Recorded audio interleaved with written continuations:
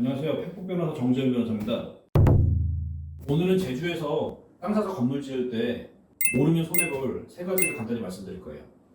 보통 땅 사서 건물 지으면 10년 정도 늦는다는 말이 있잖아요. 그건 진짜 사실입니다. 최소한 이것만은 알고 가자. 이런 의미로 세 가지 준비해봤습니다. 첫 번째, 계약서 검토는 반드시 전문가한테 맡기시는 게 좋습니다. 이게 그냥 대수롭지 않게 생각하고 전문가의 도움 없이 계약서 쓰시는 분들이 많거든요. 근데 그게 그렇게 간단하지가 않아요. 견적서가 들어가야 되는데 보통 계약서 한 번, 견적서 한 번에 끝나는 공사는 거의 없습니다. 계속 계약서 변경되고 견적서도 수정될 거예요.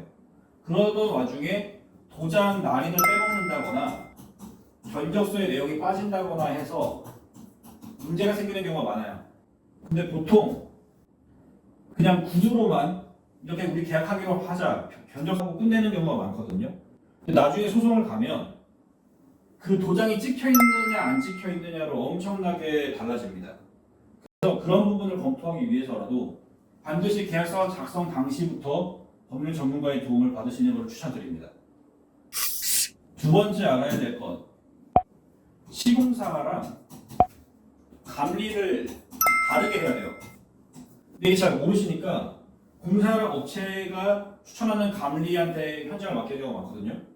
근데 원래 시공사랑 감리가 달라야 됩니다. 감리라는 게 현장을 감독하는 사람인데 이게 같은 편이면 제대로 감독을 안 하고 현장에 잘 나오지도 않는 경우가 되게 많아요. 그럼 공사가 당연히 엉망으로 되겠죠. 그리고 건설 면허가 있는지를 잘 봐야 됩니다.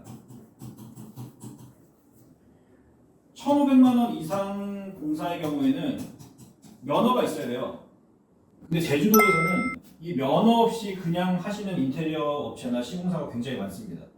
나중에 당연히 문제될 소지가 높겠죠. 그래서 건설 면허가 있는지를 확인을 해보셔야 된다. 지체상금 약정이 굉장히 중요합니다. 저는 이런 건설 사고 굉장히 많이 하잖아요. 표준 도급 계약서에는 지체상금 약정이 들어가게 돼 있어요. 근데 건축주분들은 아무래도 시공사나 이런 공사업체에 비해서 잘 모르시니까 공사업체가 지체상금 약정을 살짝 빼고 해도 잘 모르시거든요. 이게 뭐냐면 예를 들어서 3개월 이내에 공사를 끝내기로 했는데 공사가 만약에 1년 정도나 늦어지는 경우에 이 지체되는 기간 동안에 손해를 배상하는 겁니다. 보통 그 비율을 0.03% 정도 잡는데요. 이거는 약정하기에 따라서 달라지지만 어쨌든 이게 있고 없고에 따라서 나중에 소송으로 갔을 때 굉장히 많이 달라집니다. 공사가 보통 3개월 내에 하겠습니다라고 계약을 해서 3개월 맞춰서 딱 끝내는 경우는 거의 없어요. 그렇게 끝나는 경우에는 소송까지 가지는 않고 보통 이게 현저히 늦어지기 때문에 소송까지 가게 되는데 그때 이 약정이 있으면 이 지체상품을 상대방한테 청구하기 훨씬 수월하겠죠.